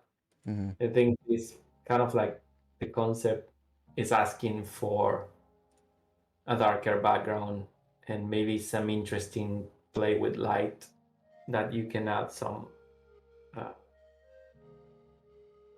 pretty cool like connection to the entire piece. Yeah. And this is just thinking things that could make it better, but I just think it's interesting. It gets a little bit under my skin in terms of the OCD that this one is not centered. I was just gonna say that this one you can afford to have the scythe off of the right side of the screen on. I mean, these are already minted, so just for next time, don't be afraid to push the boundaries. I know that you want them to be objects, like collectibles, but I think there is room for, like Savage is saying, a little bit more mood, and then a little bit of play with how they're framed and composed. I like the idea, though. I'm excited to see what you come up with for the second comings. That sounds interesting. But yeah, these need to be centered, and then whatever you need to do with the spirit. Like they look really cool to be sculptures, like actual little, like 3D printed something that look really nice. Yeah. The second 5 will be collabs. Ah, nice, Ted. Do you have those lined up already? Yeah, great work, Ted. And Ted, you're speaking of another person that's pretty underrated. I think Ted's underrated in the community too. Ted puts out consistent good work with a very unique style. Like he's got some good stuff going on, so that's awesome. Yeah, keep it up. Your camera's off. I will reiterate on centering the pieces and finding the composition that works around that instead of moving them around to accommodate, because I think it's better to have the predictability of being always on the same position. Yeah, I agree. I agree 100%. The person with the book needs to be in the same place every time. And then what's going on in the background doesn't need to be in the same place at all, but yeah. Hey, later, Ninad. Thank you for being here, man. And thank you for the sub today. I don't know if I ever said thank you for that. Thank you for the 2 months. Appreciate it. And thanks, Ted. I think I've read the comments because I haven't been reading, and maybe people are saying interesting stuff. I'm missing on it. They say a mix of interesting stuff and just complete dog shit. I can imagine that. Yeah, it's a nice mix. Yeah, great work though, Ted. They are not in camera. They're not important, right? Yeah, exactly. Why would we pay attention to these texties, these no cameras? You're a text string. Never bring some text to a stream fight. That's what I always say. Fuck. Never bring the crows to a fucking milk fight. 2 bullseyes. 3 bullseyes. Savage, protect yourself. Missed that one. 4 bullseyes. I hit 4 of those. That's sick. Savage, careful, dude. Am I good? You're safe now. Am I safe? Yeah, now you are. Yeah. Dude, you would have been eaten alive if you hadn't put your hands up like that. Yeah, I learned this in Taekwondo. What up, Edgy? Edgy Lolly, you must be new here. That's the crow cam. That's the crow cam. It's very dangerous. It's more dangerous than it looks. Whew. I think it's what is it? 20,000 cameras they've destroyed at this point. I should put a counter on stream of how many cameras the crows have destroyed. But also I don't want to incentivize people to keep doing the crow cam because it completely derails the stream. Yeah, that's a good point. It's fun, but it's only so fun, you know? I think it's fun as long as it happens every so often. Yeah. If it happens all the time, people might get tired of it. I think I can put a limit on it, like a daily limit on it, I think. So maybe that's the solution. Oh, yesterday I got, I don't know why this came to mind, but yesterday I got the new Galaxy Z Fold 3. Is that the name? What is that? Is that a phone? Yeah, it's the one that folds. Dude, I do not follow tech. Oh, okay. Galaxy C Fold 3? Fold 3. Yeah. Fold 3. Holy shit. Dude, I found something better. What is it? Look at this. Holy shit. Oh. Dude, why would this kind of fold phone, right? Yeah. No, the one that I got is the one that folds like this, like it's like regular phone then tablet. Edgy Taco, thanks for the prime. What a hero. Coming Dude, in that hot, was seeing the better. crow cam. What's up, Savage? That one is so much better. The little hand one. That's what I was saying, dude. You got gypped. You should have held off and asked me for advice. Is it this one? Yeah. Oh, that's cool looking.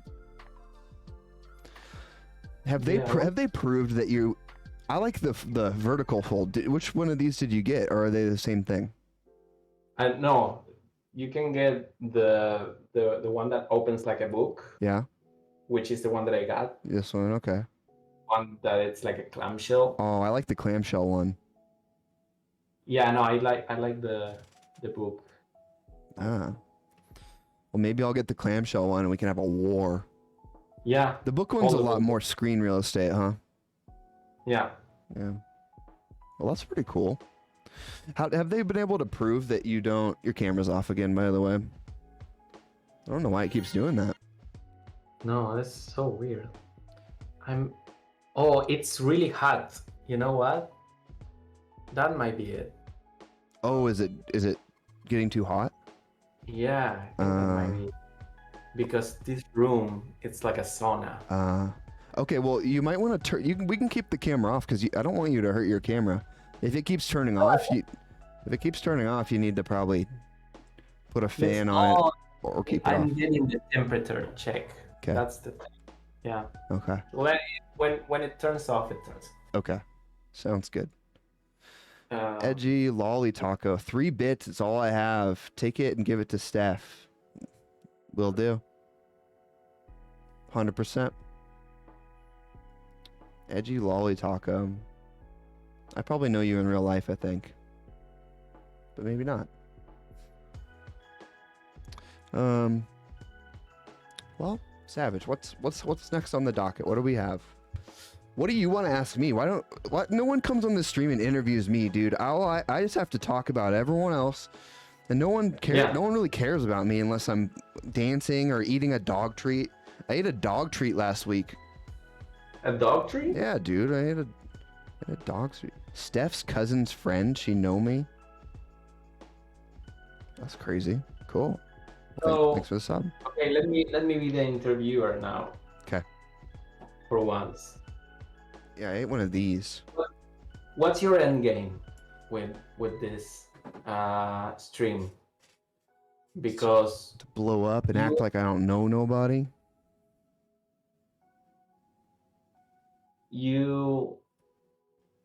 Let me think. Like you were doing art, and then you stopped. I never stopped, dude. I mean, you stopped like publicly. I did stop. Yeah. And you're focusing on this. At least from the outside, it appears to be full time. I don't know how much time of your day you spend on this. That's one of my questions. Like, how much of your day it takes to be like on Twitter and on the stream, and then what's your end goal? Like, what's your ideal scenario for this to go? It's a good question. The short answer is I don't know. And the long answer is the stream itself did take a lot of work to set up, but now that it's kind of rolling, it's less work, but it's still more than I thought it would be. The goal of the stream initially was to click the live button and do whatever I want and have it supplement my work, but I think one, that doesn't work with my personality, and two, if you do that, it just flounders. There's no reason to have it if you're not going to put the work in to make it a thing. But that being said, I think that like this is valuable for people. Just us talking shit and giving our thoughts about the space and looking at your process. Like that's something valuable comes up every time I hit that live button. So that was... So initially, my goal was to build a bit of a community and build a space where it's easier for me to get my personality across in a more bang for your buck format, because you can only tweet so much during the day, and people really don't get to know you that well because it doesn't come across everyone's feed. You know, some people aren't there and your stuff goes by, so... And also, doesn't tweeting change your personality a little bit? Yeah. Because I think we are all adapting to what Twitter offers. So you're like usually more, I don't know, spicy or... On Twitter? I think I am spicier on Twitter than I am in a real conversation. Yeah. I think more goofy than anything, and on Twitter I maybe come off as like, I don't know, like I have beef with stuff, and I don't. Twitter helps you craft a tweet so you can get closer to that line. If I was trying to be edgy on here all the time, I would for sure say something that would probably like people wouldn't like. And that's fine, but I don't want to be that person all day because it's just a lot of work. I'd have no problem saying stuff that's controversial or whatever, but it's just draining. Where on Twitter you can think beforehand. It's like, oh, okay, this is where the line is. I can make this joke and not like hurt people's feelings or. Yeah, that makes sense. Yeah. But... So. It takes a lot more time than you expected, right? Yeah, it does. I think it's good though, because I'm starting my goal when I first got into NFTs, it was like, okay, well I'm in crypto a little bit, and I make art. I have a bunch of art pieces on the side that I haven't like done anything with, or I have some like concepts for some like series and stuff. But but I just started. I was just like, well, I'm gonna just try this, and I put up a piece on Rarible for like $100. I think it was like 0.01 ETH or something. Mm-hmm. And it sold, and it was sold for like $150. And I like ran around the house and like bothered my wife. She was taking a bath, and so I like went in there and bothered the shit out of her. We were both so pumped because it was fun. Like I've never really sold that much personal art before. The only stuff I've sold is like corporate stuff. Yeah, same. So Same for me. that's to say that I started with a very open mindset where you can't go into a space that's still discovering what it is and have a written out plan. Like nobody knows what NFTs have the potential to do. Nobody, like, we've got ideas, but nobody knows the space. It's all so new. So I think it's silly to come in and say, this is exactly what I'm going to do, and this is what I'm going to be known for, and this is how I'm going to do it. Yeah, I absolutely agree. I think that's a great mindset to have. So I think that I'm not going to stop being an artist. I've been thinking about that lately now that the stream's set up. I've got to figure out how to schedule out more time to do art and a project that I've been working on for a while. Mm-hmm. But I don't want to stop doing that. But the benefit, the stream is kind of a gift to the community. And at the same time, it's selfish because it gives me a platform to talk to people who I want to talk to. And they're much more likely to say yes to come on a stream than to answer a random DM. Yeah, totally. That makes total sense. Yeah. I mean, you have some great people coming on the stream already. It's crazy, dude. I genuinely, some people that I like looked up to at the beginning when I first started and had like 50 people following me on Twitter. They just say nobody has like hit me up to ask me to be on, but like as soon as I send them a DM, they're like, oh yeah, sure. And that blows my mind. It's very strange. That's insane. But it's so nice that you're able to have those conversations with great people like me. Dude, that I was gonna say I'm going to kill myself after talking with you. Yeah, because I've hit the Gary V level. Yeah, I was about to suggest that we might need to end it at the same time. That's fine. We can do a Thelma and Louise. Let's meet up in Arizona and rent an old Mustang and then drive it off a cliff. I love that. I can't stop thinking about that movie and how can you choose to die like that? Mm-hmm. It's like that's such a horrible death to have. Yeah, it's not a good one because you don't probably die immediately. No, it's worse. You will suffocate with your own blood. Yeah. Probably. Yeah. Why? Yeah, just like lay down on the tub or do something like. I think they wanted to do like a great moment for them, like holding hands and jumping off a cliff. Yeah. And I think it worked with the movie, but I think personally I will have said, no guys, we're not gonna do this. We're just gonna go peacefully in a way that it's not painful. Yeah, let's do something better for sure. Yeah. It sounds super painful. It does. But I do have that thought when I see people that ends it with things like that. It's like it's scary. Wow, why would you choose that? Maybe it's thrilling. Maybe it's not as scary as you think. Maybe I don't know. Yeah. Samuel says, how are the bills paid? 60% of your time. Oh, okay. So I'm trying to set something up first. I'll answer that in a second. I want to do a window capture. I'm trying to save you, Savage. In what way? I'm trying to make it so your screen's not black. Oh, thank you. Yeah. I was waiting for my camera to go back to call. Yeah. Because it's too hot. Well, let me know when it does. I will. But that's perfect. That's the kind of like representation that I want. It's a savage dog. Yeah. So what's That's up? perfect.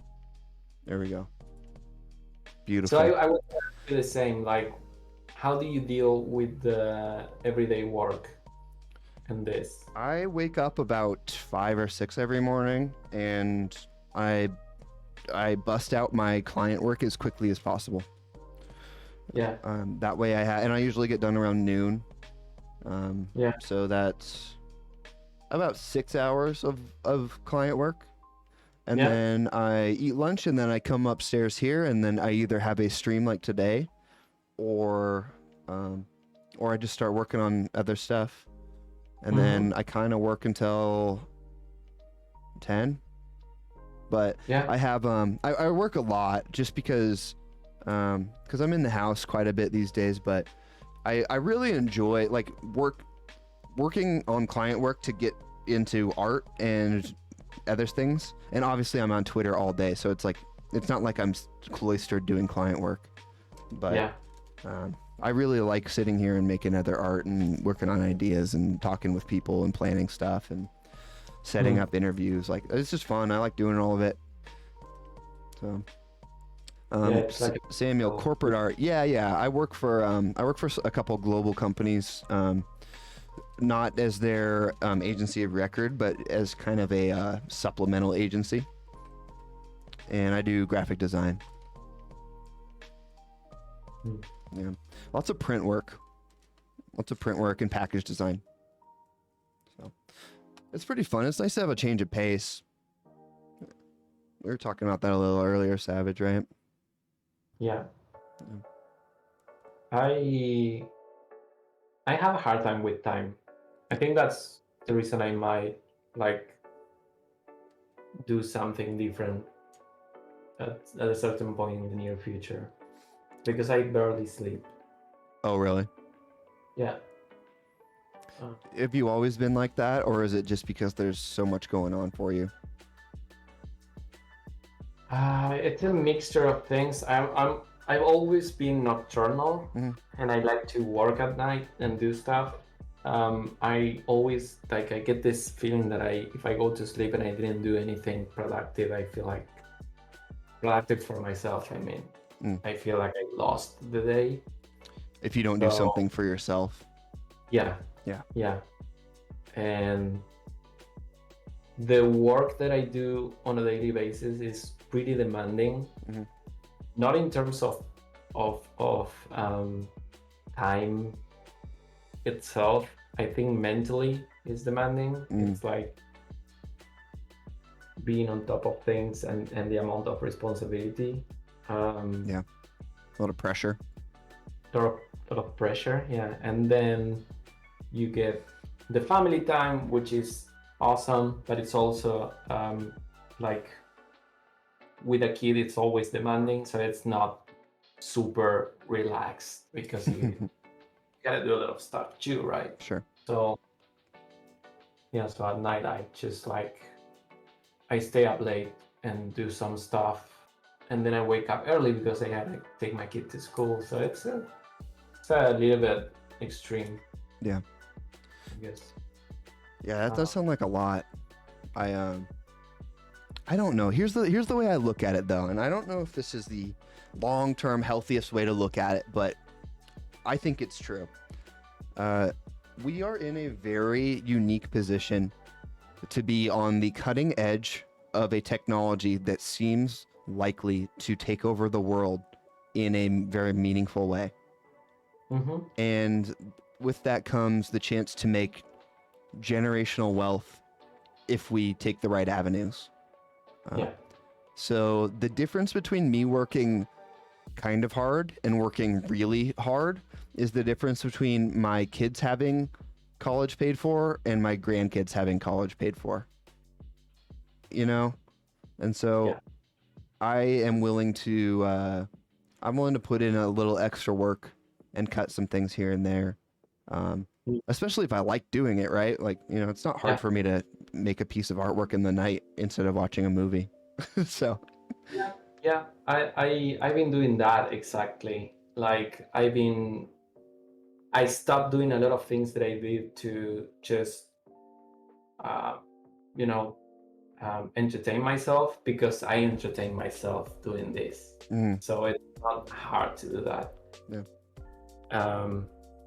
But I think probably in the future I would like to spend more time putting more effort into doing it better. You gotta not burn out though. Yeah. You gotta stay sane. That's the key. And everyone has a different level of sanity when it comes to doing this kind of stuff. Yeah.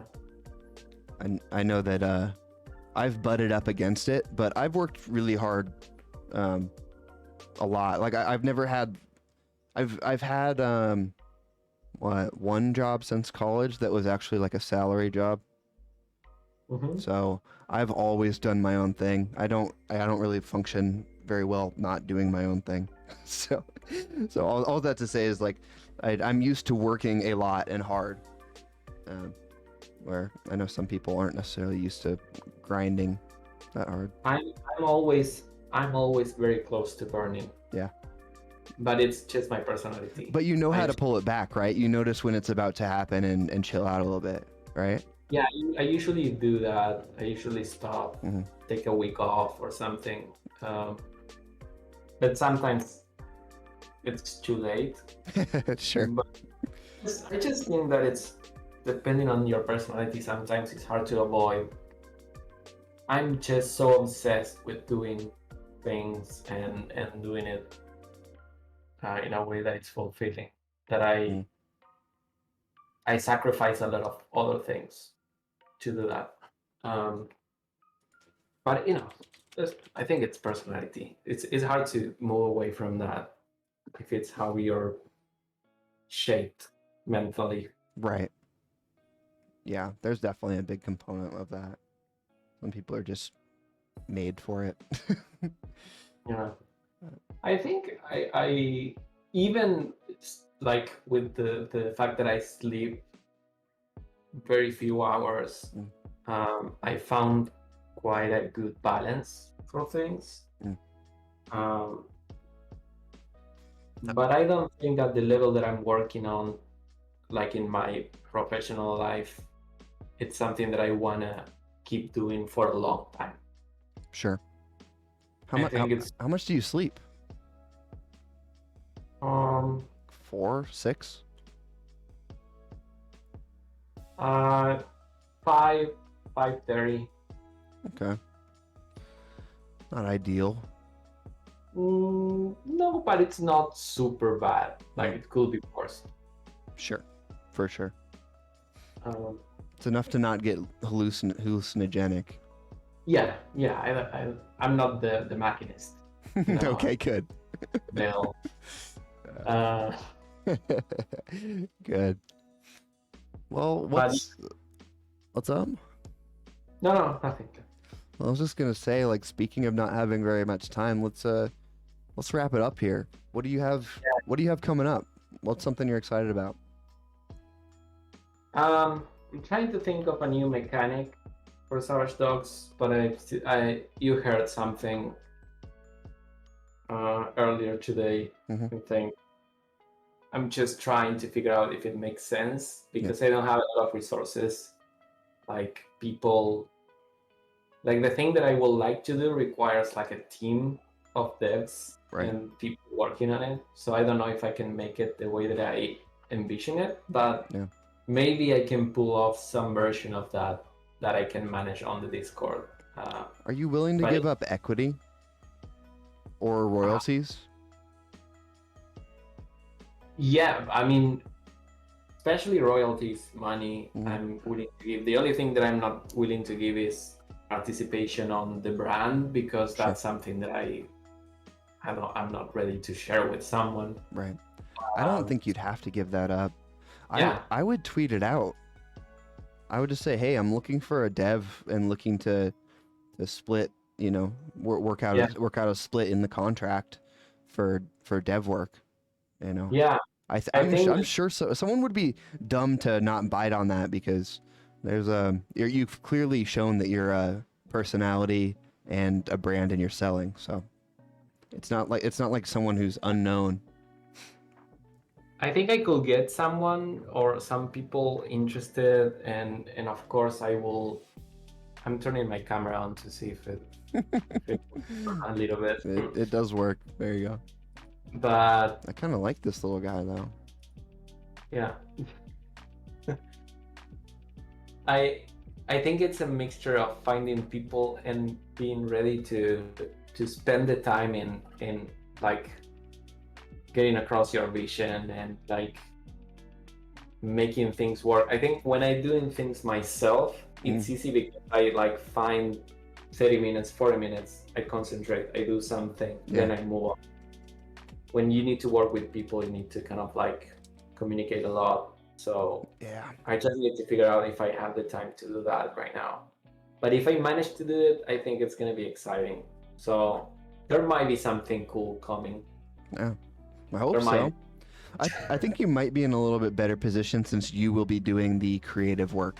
It's not like within your team, it's going to be pretty much you or someone that you like delegate stuff to.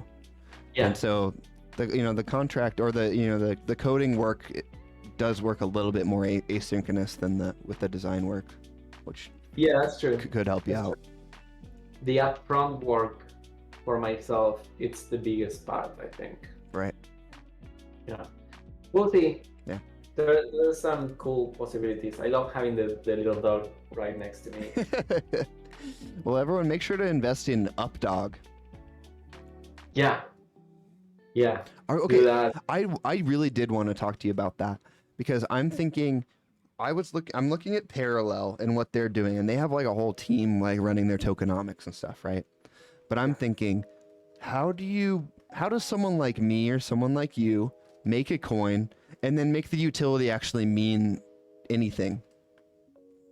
I don't understand. I don't know how to do that because I want to make like a Gruel coin, $ Gruel, and have it be money you can use in the orphanage and stuff. But I will say this.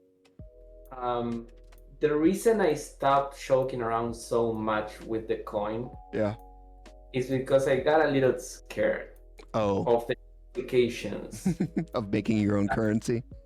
Yes, because I think that we know so little about how this is going to turn out that maybe tomorrow, like, the government is going to come and say, oh, so you created a currency. Yeah, but it was a joke. Yeah. Well, now you're a broker and you need to, I don't know.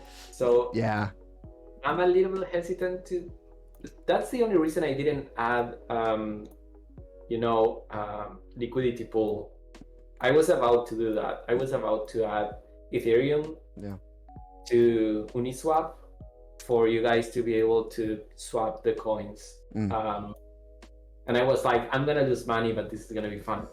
but then I was like, maybe I shouldn't, because the moment that you're able to trade it, it might become something else. Sure. Did you get advised on that, or is that just something that you double thought? No, yeah, it was just me, like, seeing all the news in terms of taxes and all that stuff and thinking, okay, there's probably something that I don't understand about creating a coin and the impact that might have. That's why I'm worried. That's why I'm worried about fractionalizing NFTs too. It's like all these things that we're dabbling with it's ripe for someone to come in and drop a hammer on one of us. It's like we're like running Napster right now, and everything's cool and everything's great, and then as soon as one of us gets like put in jail for life, it's like, oh, that's not as cool anymore. Yeah, that's why I'm asking questions about fractionalization, because it's like,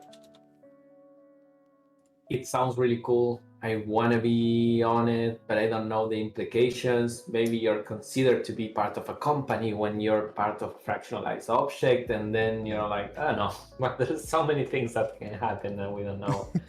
That I'm a little bit like, I'm trying to take it easy and go slow and trying to learn before jumping into something like that. But it's super promising. I really like the idea, the concept of fractionalizing things. It is pretty cool. Whoa. I think the ideas are awesome. I'm just worried because here's the thing. The government is going to want its cut because it's probably going to try and start its own thing, and it's probably going to suck balls, and then they're going to crack down on whatever is working to try and get their cut. And that means making examples. So if you're one of those examples, you know, it's not like they can actually like stop it, but they can sure fuck up a lot of people's lives. And so that's what I'm more worried about than anything. The thing, I'm an idiot. Yeah. And idiots are the ones that fall. True. So I am not a super smart moving my money around in Monero and hiding in offshore accounts. Yeah. Right? I'm just like, I have a MetaMask and I have a hardware wallet, Right. and that's pretty much it. And I'm like, yeah, here I am. This is my address. This is all that I've done. Yeah. So if they you'll want be fine then. if they want to catch someone and make an example, I'm the one. I'm the guy. I don't think so, dude, because they're gonna want to catch someone who is doing the laundering, who's doing the illegal stuff. Like they're not gonna. If you report, they're not gonna go after you. I'm pretty sure. You know, in terms of that weird thing of creating a coin and like the what it means. Yeah. Like you're creating a currency. What's the implication of creating a currency that people uses? Yeah. I don't know. It's one of those things where you don't know, but there's a possibility that they could really ruin your life. And so we need to hedge against that possibility because it could happen. So I'm with you. I would rather just stay away from fractionalizing and be safe and just continuing to do stuff that everyone else is doing. Yeah, or I think probably participating in a fractionalized offcheck, it's not a dangerous thing to do. Yeah, making them though. Making them, it's probably a different story that I wouldn't want to be the guinea pig for. Yeah, for sure. I might be wrong and it's all good and it's like, but I'm scared because I'm ignorant. That's the thing. Yeah, but there's no perfect knowledge in such a new space. So even if you knew the most that anyone ever knew, they could still get you because they kind of do what they want. But yeah. I just hope that they don't fuck us with NFTs. Pipes. This is such a good thing. Yeah, I mean, here my opinion is they can't do the catastrophic black swan event that everyone thinks they can do because it's a protocol and it's going to be resilient. The price might move a little bit, but like I don't think that it's gonna ever stop. Pandora's box has been opened. If they try to do that, they know that they're gonna push innovation outside the country, and like exactly whoever does that, they're gonna actually do the opposite. Yeah.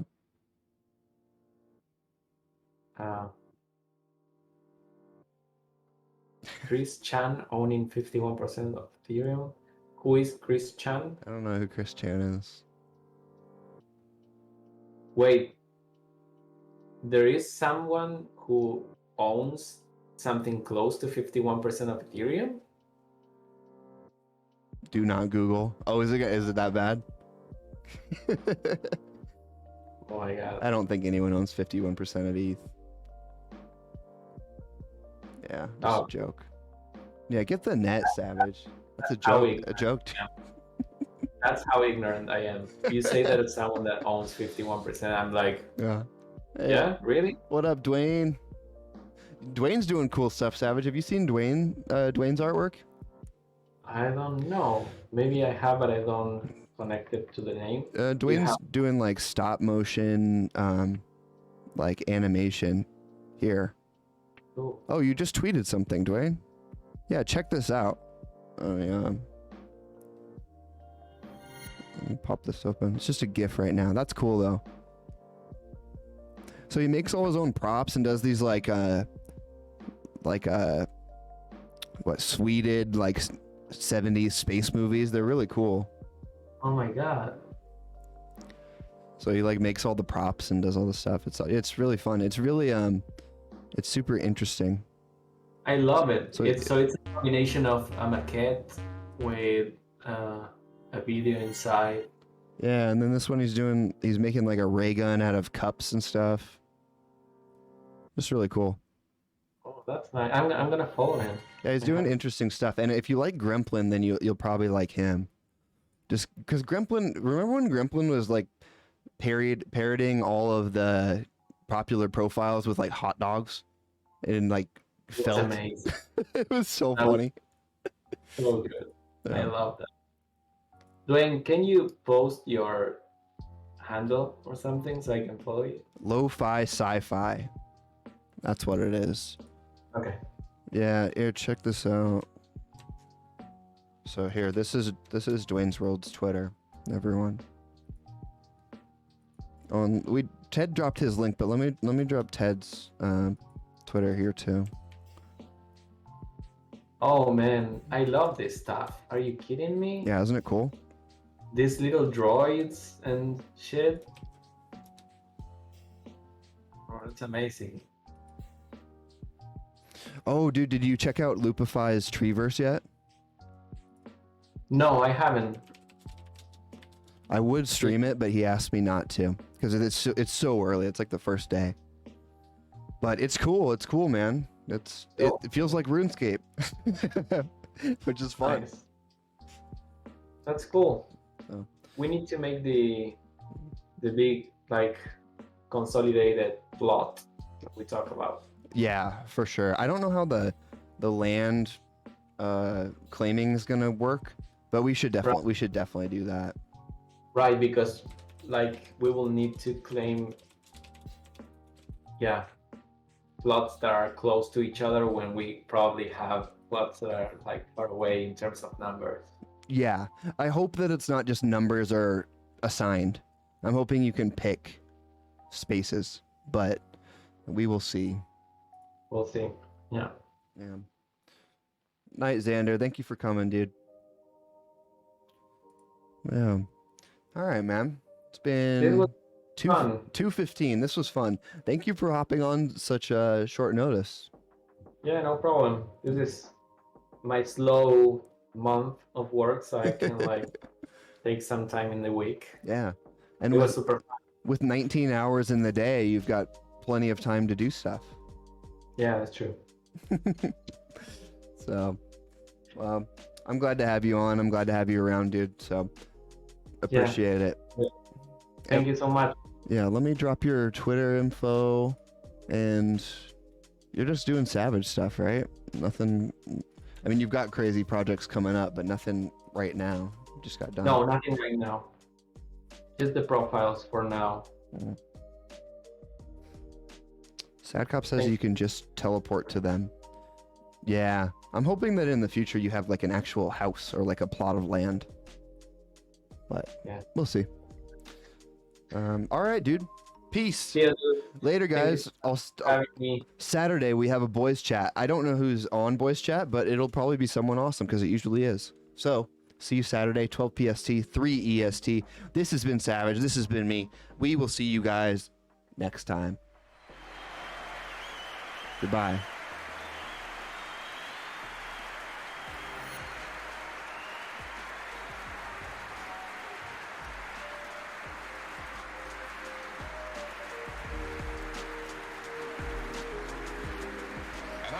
It's time to say goodnight. We sincerely appreciate your patronage and hope we've succeeded in bringing you an enjoyable evening of entertainment. Please drive home carefully and come back again soon. Good night.